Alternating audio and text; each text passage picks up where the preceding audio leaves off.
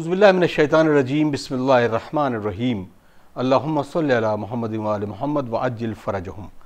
معزز ناظرین، السلام علیکم ورحمۃ اللہ وبرکاتہ۔ آپ کے پسندیدہ پروگرام احکام اسلامی میں ایک بار پھر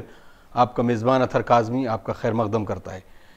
آئیے ہم آج گفتگو کریں کچھ خاص موضوع کو لے کر۔ آج ہمارا موضوع ہے زیارت، اور یقیناً ہمارے ذہن میں جب زیارت کا تصور آتا ہے تو اس پر بہت سارے سوالات بھی آتے ہیں۔ اس سب موضوع کو ڈسکس کرنے کے لیے ہمارے ساتھ اسٹوڈیو میں موجود ہیں حجت الاسلام والمسلمین علی جناب مولانا مصطفیٰ علی خان ادیب الہندی صاحب قبلہ۔ آئیے ان کا استقبال کرتے ہیں اور اس پروگرام کا آغاز کرتے ہیں۔ السلام علیکم آقا۔ علیکم السلام ورحمۃ اللہ۔ آقا، زیارت کے جب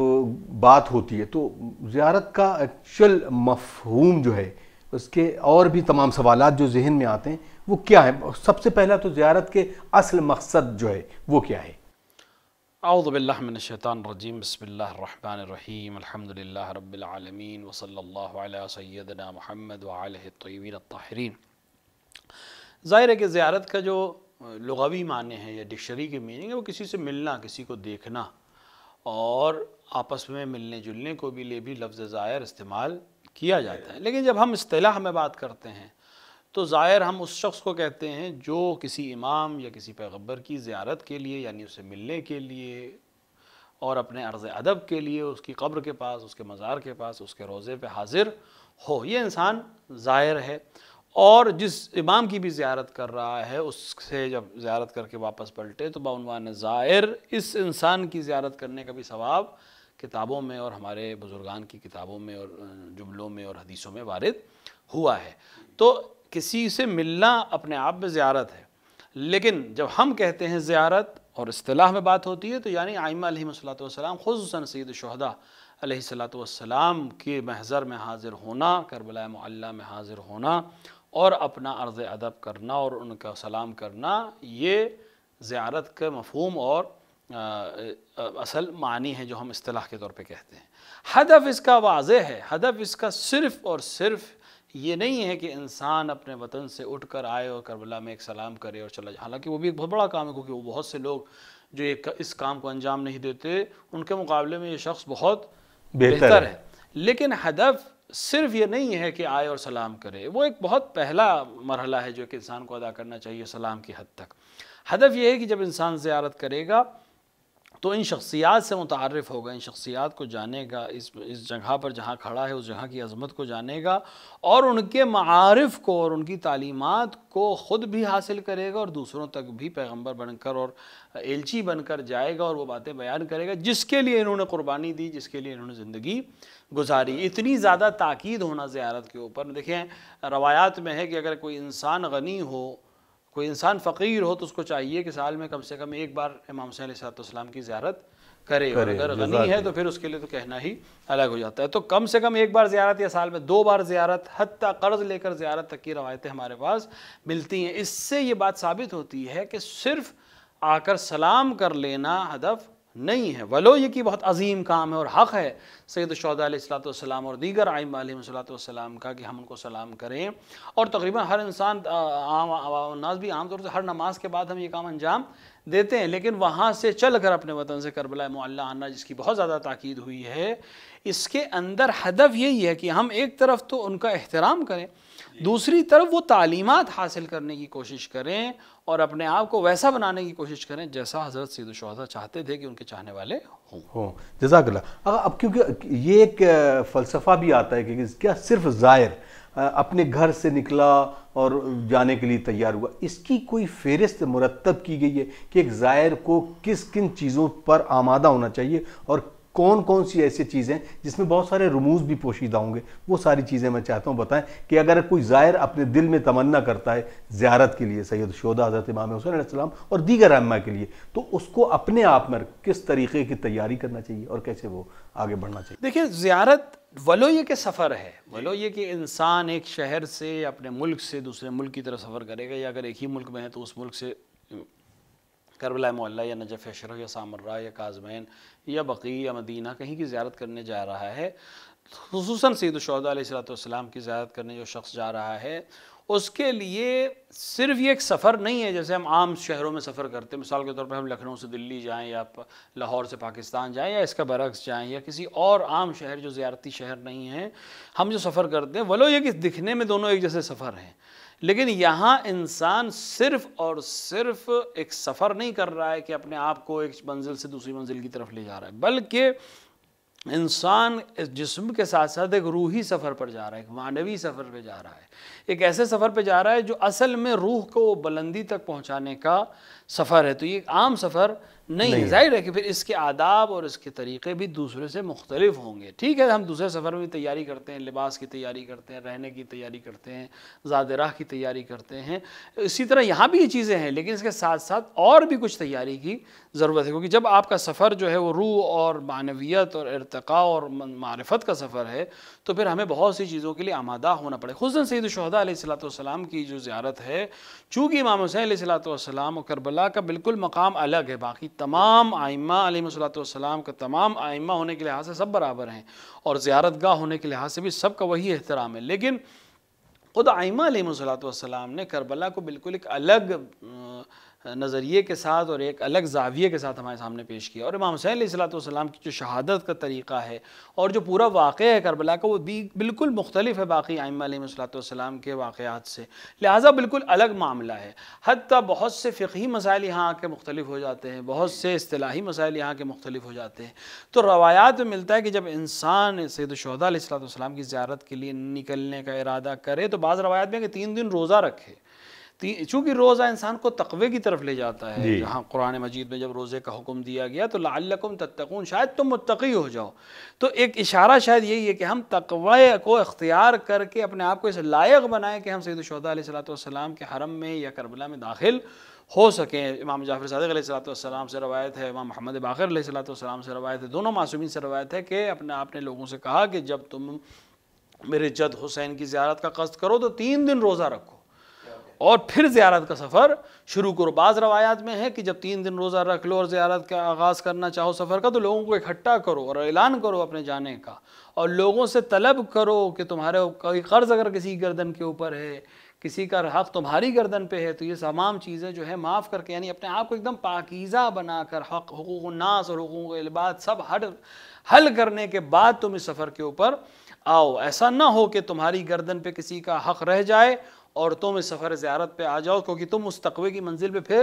نہیں پہنچ سکو گے۔ لہٰذا روزہ رکھے، لوگوں سے اپنے آپ کو، اگر آپ متوجہ ہوں تو اکثر علماء یا بزرگان جب سفر زیارت پہ جاتے ہیں تو اکثر فون کر کے میں زیارت پہ جا رہا ہوں، کوئی حق ہو یا کوئی بات ہو تو معاف کر دیجیے گا۔ یہ جملہ صرف زبانی نہیں ہے، یہ تاکید ہوئی ہے ائمہ علیہ السلام سے کہ ہم جہاں جا رہے ہیں وہاں کے لیے بالکل اپنے آپ کو آمادہ کر جائیں، تو اپنے آپ کو 3 دن روزہ رکھے، فرات اگر نصیب ہو سکے کسی کو کہ فرات پہ غسل کرے اور اس کے بعد زیارت کے لیے جائے۔ البتہ یہاں پر اختلاف ہے، علماء بعض کہتے ہیں کہ آداب زیارت میں یہ ہے کہ غسل کرے، لیکن بعض کہتے ہیں کہ 2 الگ الگ طریقے ہیں۔ ایک جگہ پہ ہے کہ غسل کر کے زیارت کے لیے جائے، ایک جگہ پر یہ ہے کہ جب کہیں سے سفر سے پہنچے کربلا تو جس لباس میں ہے، یعنی جو خاک آلود لباس ہے اور جو سر اور بالوں میں جو خاک ہے اسی کے ساتھ حرم سید الشہداء میں داخل ہو اور غم اور اندوہ کے ساتھ حرم سید الشہداء میں داخل ہو، تاکہ ان کی اس مصیبت کو یاد کر سکے جو آپ کے اوپر سختی اور گرمی اور تمام جو مشکلات آپ کے اوپر پڑی تھیں اس میں شریک ہو سکے۔ لہٰذا بہت سی تاکیدات ہیں، بہت سے آداب ہیں، خصوصاً کربلا معلیٰ کے لیے۔ باقی ائمہ کے لیے یہ ہم اس طرح کی تاکید نہیں ملتی ہے، لیکن کربلا کے لیے ہمیں تاکید ملتی ہے کہ انسان وہاں بہت مرغن غذائیں، بہت لذیذ غذاؤں سے پرہیز کرے۔ البتہ یہ ہم تشریح کر دیں، لذیذ غذا سے مراد وہ کھانے ہیں جو عام طور سے خوشی کی محفلوں میں استعمال ہوتے ہیں۔ بہت سی دفعہ ایسا ہوتا ہے کہ یہ کھانا ہے، عام سا کھانا ہے، یعنی وہاں کے لوگوں کی غذائی یہی ہے، تو وہ ایک الگ بحث ہو گئی، لیکن عام طور سے کراہت علماء نے لکھی ہے، مثلا گوشت کو بہت زیادہ لذیذ حلووں کو کھانا، اسی لیے کربلا میں اکثر آپ کو حلوے کھاتے ہوئے لوگ نہیں نظر آئیں گے۔ نجف میں ملیں گے، نجف کے حلوہ بھی مشہور ہے اور نجف میں لوگ کھاتے ہوئے بھی ملیں گے، لیکن کربلا میں عام طور سے اس سے پرہیز کرنے کی تاکید کی گئی ہے۔ بہت زیادہ خوشی کا ماحول کربلا میں عام طور سے تاکید ہوئی ہے، غم اور اندوہ کے ساتھ سید الشہداء علیہ السلام کی زیارت کے لیے انسان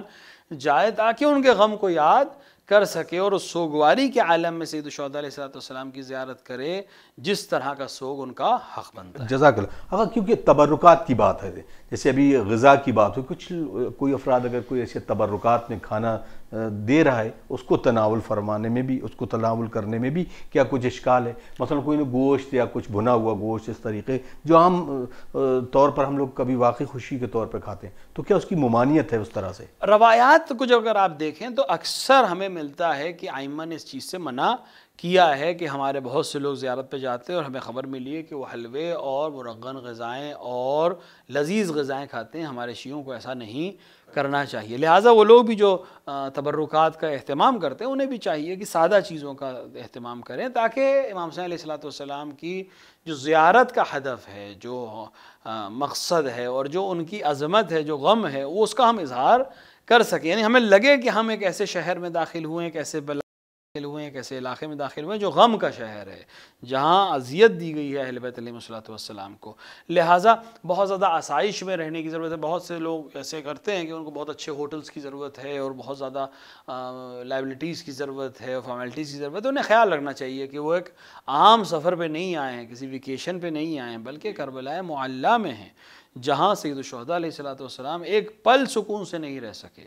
جہاں بی بی زینب سلام اللہ علیہا ایک آن سکون سے نہیں رہ سکیں، جہاں اہل بیت علیہ السلام کو قتل کیا گیا، جہاں ان کے اصحاب کو قتل کیا گیا، وہاں آسائش کی تلاش کرنا مناسب نہیں ہے۔ بولو ٹھیک ہے کہ اگر بالآخر ایک انسان کو ایک ہوٹل کی ضرورت ہے، ایک سرائے کی ضرورت ہے، ایک بستر کی ضرورت ہے، کچھ تھکن دور کرے گا، کل دوبارہ اگلے دن پھر زیارت کرے گا، لیکن کوشش کرے کہ اس پہ جو معمولی حد معمول، تاکہ انسان کو جو ضرورت ہے آرام کی وہ اتنی مل جائے، اس کے اندر آسائش کی تلاش کرنے کی کوشش نہ کرے۔ بہت خوب آغا، کیونکہ ہم زیارت کا ایک اس مفہوم کو ہم ڈسکس کر رہے ہیں، خصوصاً اگر ہم بات کریں اس جگہ کی جس کو ہم خاک شفا کہتے ہیں، اور قبر امام حسین علیہ السلام،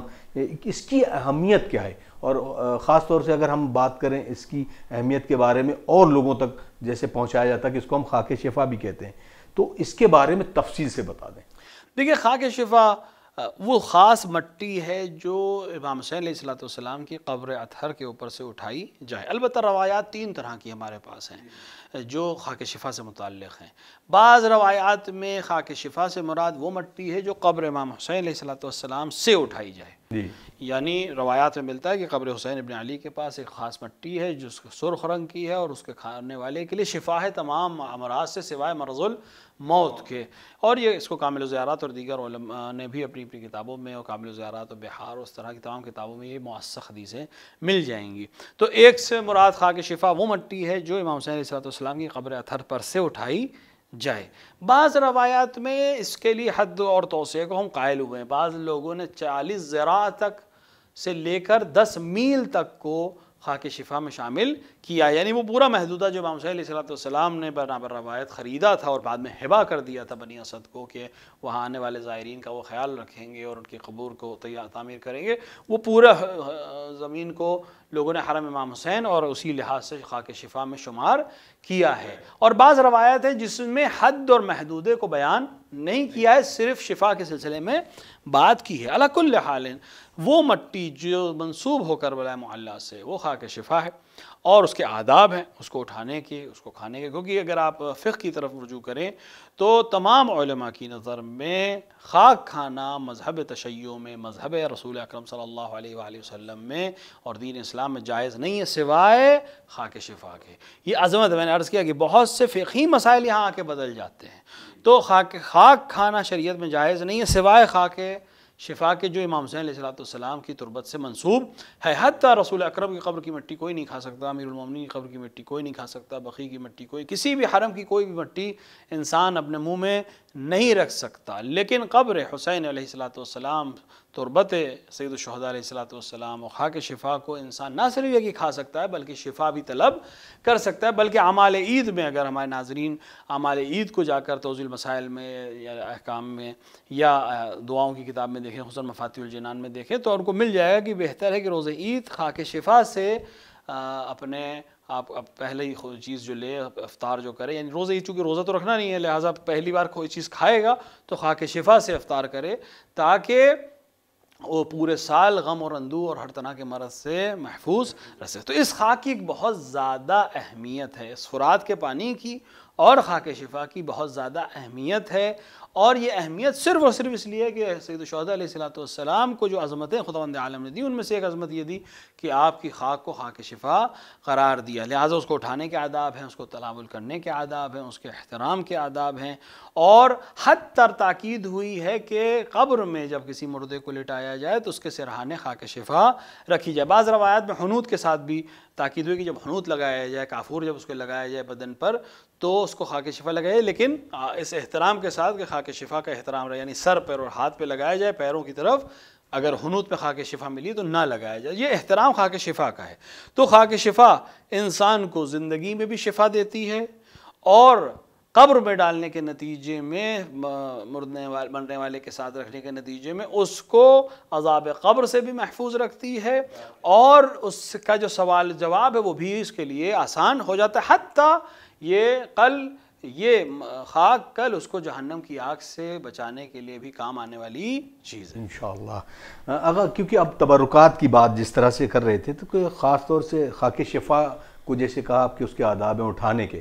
اس طرح کی چیزوں کو جسے کوئی لوگ لے کر آ کے گفٹ کے طور پر دیں، یا مثلاً وہ لا کر اس کی تجارت کرے، کوئی چیز لے کر آ رہا ہے، خاک شفا کی تسبیح ہے، سجدگاہ ہے، تو یہ جو رقم ہے، مثلاً ہم قرآن کو لیتے ہیں تو قرآن کا ہدیہ ہے، تو کیا اس کا ہدیہ لینا جائز ہے؟ اور کس طرح کے، یعنی تجارت تو کہنا تو بالکل ہی جائز نہیں، تو اس کو ہم کس طریقے سے پیش کر سکتے ہیں؟ دیکھیں، اس طرح کی چیزوں کے لیے مرجع علی قدس حضرت اللہ سے سعد حسین شیرازی کی نظر اور دیگر تمام ہمارے مراجع کے خدا سب کی حفاظت فرمائے کی نظر میں، اس طرح کی چیزیں خاک شفا اور اس سے منسوب تبرکات، اور مثال کے طور پر آپ نے قرآن کی طرف اشارہ کیا، یہ وہ چیزیں کہ جن کے رد و بدل بہتر ہے کہ ہدیے کے عنوان سے ہو۔ یعنی مثال کے طور پر میں وہاں سے آؤں، اگر میں کربلا میں ہی ہوں اور میں خاک شفا کی تسبیح لوگوں کے لیے لے جانا چاہتا ہوں، اور میں کسی سے لوں، تو میں اس سے جب وہ خاک شفا کی تسبیح لوں یا خاک شفا کی سجدگاہ لوں، ولو یہ معلوم ہے کہ یہ اصل خاک شفا نہیں ہے، یہ اطراف کی مٹی ہے جو کربلا کے اطراف کے علاقے، کیونکہ اگر اصل خاک شفا 1400 سال سے اگر صرف ہم مٹی اٹھاتے رہے قبر امام حسین علیہ السلام کی، تب تک وہاں ساری مٹی ختم ہو چکی ہوگی 1400 سال میں، لیکن مراد یہ ہے کہ وہاں اگل بغل کی جو مٹی ہے وہ بھی کربلا کی سجدگاہ میں اور تسبیح میں استعمال کی جاتی ہے۔ حتیٰ اگر اصل خاک بھی کسی طرح سے مل جائے کسی انسان کو، ممکن ہے کہ رینوویشن ہو اور وہاں سے کوئی خاک اٹھا لی جائے،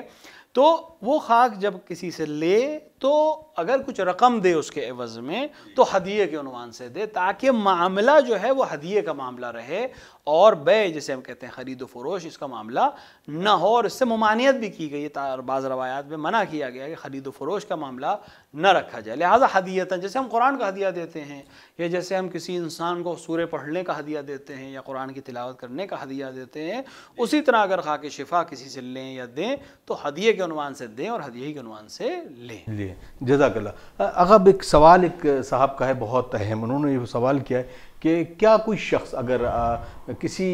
معاملات میں، خاص طور سے مستحبات میں یا واجبات میں ایون، وہ گناہ اس کے سرزد ہو جائے اور وہ بہت ہی نیک عمل انجام دیتا رہو، تو کیا اس کے اس گناہ کے عوض میں اس کے گزشتہ جتنے اعمال ہیں وہ رد کر دیے جائیں؟ اور منظر عام پہ آج کل اگر آپ دیکھیں تو سوشل میڈیا پہ بھی بہت سارے افراد ایسے ہوتے ہیں کہ اگر کسی کا کوئی ایک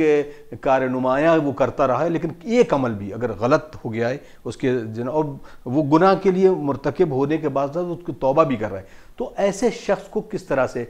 لیا جائے گا اور شریعت اس کے بارے میں کیا کہتی ہے؟ دیکھیں، جہاں تک کسی شخص سے گناہ کی علیاذ باللہ بات ہے یا غلطی کی بات ہے، وہ شخص نے اگر خدا کے حق میں یا ائمہ علیہ السلام کے حق میں یا دین کے حق میں کوئی غلطی کی ہے تو ظاہر ہے کہ وہ توبہ کرے گا اور اپنے خدا سے اپنے معاملات کو اور ائمہ سے اپنے معاملات کو صحیح کرے گا، اور اگر اس نے حق الناس میں کوئی چیز کسی کا حق ضائع کیا تو ان سے طلب کرے گا، ان سے اپنے گناہ کی یا غلطی کی معافی مانگے گا، اور اس کے ہاتھ میں ہے کہ وہ معاف کرے یا خداوند عالم کے ذریعے سے یا قانون کے ذریعے سے سزا دلوائے۔ لیکن جو عام انسان ہے، یعنی جن سے جو تھرڈ پارٹی جسے کہہ لیں، جس سے کسی کا مطلب نہیں ہے، یہاں بہت ایک اہم مسئلہ ہے، وہ ہے حرمت مومن۔ اگر ایک انسان سے کوئی غلطی ہوتی ہے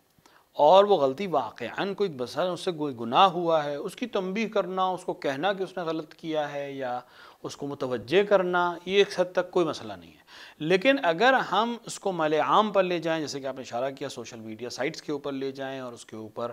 علن، اور جو اس نے غلطی کی اس کے ساتھ اس کے اوپر بہتان لگانا شروع کر دیں یا اس کی حرمت کو پامال کرنا شروع کر دیں، یا اس نے جو اچھائیاں کی ہیں اس کو بھی ہم نظر انداز کرنا شروع کر دیں، یہ بالکل صحیح عمل نہیں ہے۔ اور روایات میں ہے کہ مومن کی حرمت کعبے سے زیادہ ہے۔ اب ایک انسان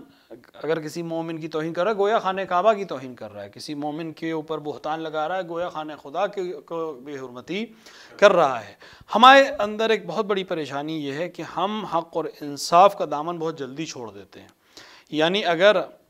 ہم کسی سے کسی غلطی کی سزا دینا چاہتے ہیں یا کسی کو غلطی کی طرف متوجہ کرنا چاہتے ہیں تو ہم اس حد تک باقی نہیں رکھتے جہاں تک اس سے غلطی ہوئی ہے، بلکہ ہم اس کے آگے کے مسائل تک بھی چلے جاتے ہیں، اور کبھی کبھی ہم اس عمل میں خود مرتکب ہو جاتے ہیں گناہ کے، جس سے ہمیں پرہیز کرنا چاہیے۔ ایک مفصل داستان ہے، بہت اختصار کے طور پہ ہم یہاں پہ نقل کر رہے ہیں۔ کوئی بہت بڑے مرجع تھے اپنے زمانے میں، اور انہوں نے کسی کو تہران میں اپنا وکیل بنایا تھا، یعنی کسی عالم دین کو وکیل بنایا تھا، کسی مسجد کے امام کو اپنا وکیل بنایا تھا۔ بعد میں کسی وجہ سے کوئی مسئلے میں ان سے کوئی غلطی ہوئی اس عالم دین سے جو تہران میں ایک مرجع کا وکیل تھا۔ بہت سے لوگوں نے آ کے مرجع سے شکایت کی، اور یہاں تک کہ غلطی شاید کچھ بڑی تھی، پریشر ان کے اوپر مینٹین کیا، مرجع کے اوپر پریشر کیا کہ وہ ان کو وکالت سے خلا کر دیں، یعنی اپنی وکالت بھی سلب کر لیں۔ تو یہاں پہ دیکھیں جو خوف خدا رکھنے والے افراد ہوتے ہیں، جو خوف خدا رکھنے والے افراد ہوتے ہیں، وہ ہر عمل سے پہلے یہ دیکھتے ہیں کہ میرے عمل کا نتیجہ کیا ہوگا، بارگاہ الہیہ میں مجھے جواب دینا ہے۔ تو انہوں نے کہا کہ میں اس شخص کو وکالت سے خلع نہیں کروں گا۔ لوگ پوچھا کیوں نہیں کریں گے؟ آخر اس کی وجہ سے آپ کی مرجعیت پہ حرف آ رہا ہے، ان کی غلطی کو آپ کی غلطی کہا جا رہا ہے، پھر بھی آپ ان کو خلا نہیں کریں گے، اپنے آپ کو بری الذمہ کیوں نہیں کر رہے ہیں آپ؟ کہ لے جب میں نے اس کو وکالت دی تھی، انہوں نے سوال کیا اپنے مشاورین سے جو ان کے اوپر پریشر مینٹین کر رہے تھے کہ ان کو وکالت سے ہٹا دیجئے۔ انہوں نے کہا یہ بتاؤ کہ جب میں نے اس کو اپنا وکیل بنایا تھا اس سے پہلے اس کی آبرو تھی کچھ یا نہیں تھی لوگوں کے درمیان؟ بالاخره یہ مسجد میں امام جماعت تھا، نماز پڑھاتا تھا، اس کی اپنی کوئی آبرو تھی؟ کہاں بالکل تھی، کیونکہ بالاخره نماز جماعت پڑھاتا ہے، ایک عالم دین تھا، لوگ اس سے مسائل پوچھتے تھے، عقد پڑھواتے تھے، بہت سے مسائل کرتے تھے۔ کیا اگر میں آج وکالت سلب کر لوں تو اپنی پرانی آبرو اس کے پاس محفوظ رہے گی جو میری وکالت ملنے سے پہلے تھی؟ نہیں، کچھ بھی نہیں رہے گی، کچھ بھی باقی نہیں بچے گا۔ تو کہ میں اس وکالت، میں اپنی وکالت اور اس کے ذریعے سے ملی ہوئی شہرت کو سلب کر سکتا ہوں، لیکن جو اس سے قبل کی شہرت اور عزت اور شرافت ہے اگر وہ میری سلب کر لی تو اس کا میں حقدار نہیں ہوں، لہٰذا میں یہ عمل انجام نہیں دوں گا۔ یعنی حرمت کو حوالہ یہ کہ میرے اس کے اوپر، میری تقلید کے اوپر یا میری مرجعیت کے اوپر حرف آ رہا ہو، کوئی مسئلہ نہیں، یہ لوگوں کی اپنی سوچ ہے، لیکن میں یہ عمل انجام نہیں دوں گا کہ میرے ایک عمل کے نتیجے میں ایک مومن کی حرمت پامال ہو جائے۔ لہٰذا اگر کسی انسان سے کوئی غلطی ہو تو جو اس کے ذمہ دار افراد ہیں متوجہ کرنا ان کی طرف، اگر وہ انسان توبہ کر لیتا تو بات ہی ختم ہے، بارگاہ الہی میں وہ جانے اور اس کا خدا جانے، اور اگر نہیں بھی کرتا ہے تب بھی ہم صرف اس کے اس عمل کی مذمت کریں، نہ کہ اس کی شخصیت کی مذمت کرنا شروع کر دیں، نہ کہ اگر مومن ہے، اگر غیر مومن ہے تو اس کی بات الگ ہو جاتی ہے، لیکن ایک مومن ہے، نماز گزار ہے، روزے دار ہے، سید الشہداء علیہ السلام کا چاہنے والا ہے، امیر المومنین علیہ السلام کی ولایت والا شخص ہے، تو اس کی حرمت کا لحاظ رکھنا ہمارے لیے ضروری ہے۔ اگر اس نے کوئی غلط کام کیا ہے تو آپ اس غلط کام کو غلط کہیے، اس کی پوری شخصیت کو، اس کے خاندان کو، اس کی نسل کو اور اس کے عمل کو، سب کو غلط کہنا یہ خود ایک گناہ ہے، اور اگر ہم کسی شخص کو گناہ گار کہنے کے بعد خود بھی گناہ گار بن رہے ہیں تو ایسے عمل کا کوئی فائدہ نہیں ہے۔ لہٰذا ہمیں ایک بالکل بیلنس زندگی گزارنے کی ضرورت ہے، حتیٰ جس سے دشمنی بھی ہو اس سے بھی احکام کی رعایت کے ساتھ اور اخلاق کی رعایت کے ساتھ دشمنی اجازت نہیں دے رہا ہے، اور یقیناً یہ حرمت کا معاملہ بھی ہے۔ ناظرین، یقیناً ہم جب بھی کبھی کسی لوگ سے، کسی بھی شخص سے ناراض ہوتے ہیں تو خود منصف بن جاتے ہیں اور اپنے ہی تئیں اس چیز کو رکھ کر خود رزلٹ بھی لے لیتے ہیں، اور امید کرتے ہیں کہ اپنے مومن کی جو فضیلت ہے اس کو ضرور ملحوظ خاطر رکھیں گے۔ ناظرین، ہمیں اجازت دیجیے، انشاءاللہ اگلے پروگرام میں پھر ملاقات ہوتی ہے۔ والسلام علیکم ورحمۃ اللہ وبرکاتہ۔ اللہم اجل لولیک الفرج۔